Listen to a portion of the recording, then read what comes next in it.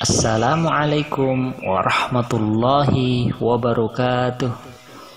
Bagaimana kabarnya anak-anak? Alhamdulillah, super dahsyat, raih masa depan dengan bismillah.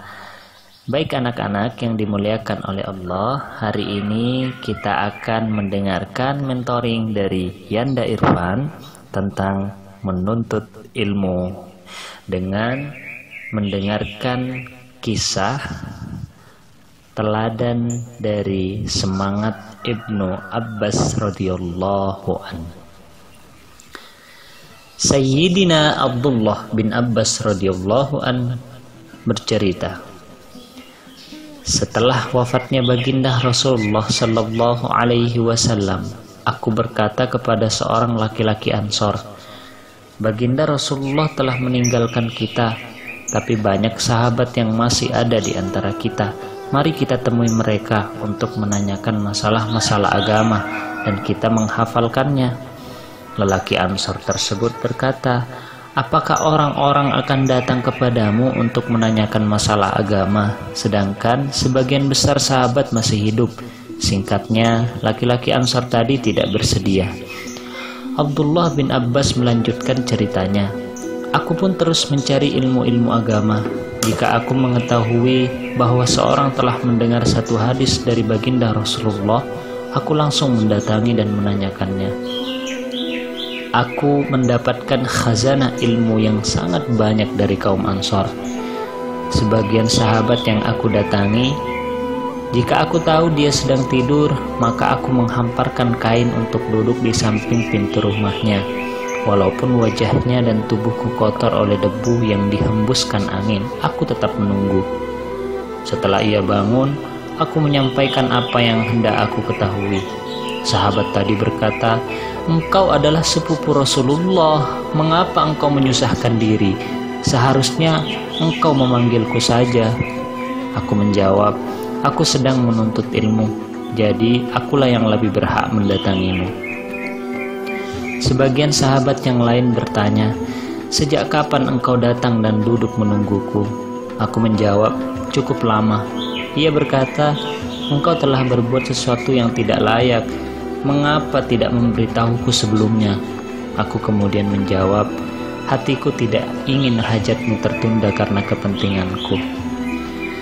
Aku pun terus mempelajari ilmu darinya, hingga suatu ketika banyak orang yang belajar ilmu dariku.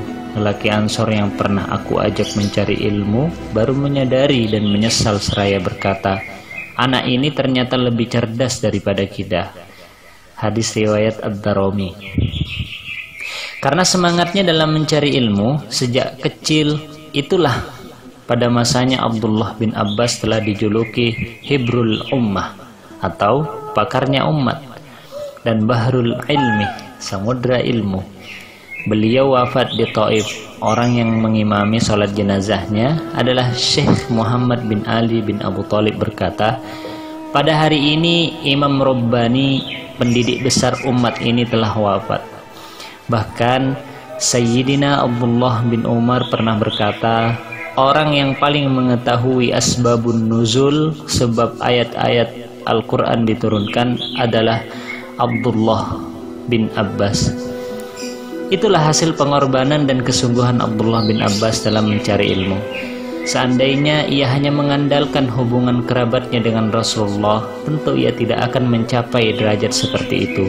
Semoga kita generasi muslim saat ini mampu mengambil faedah dari kegigihan beliau dalam menuntut ilmu, sehingga bila kita mati nantinya diperkenankan masuk ke dalam golongan orang-orang yang mati syahid di jalan keilmuan.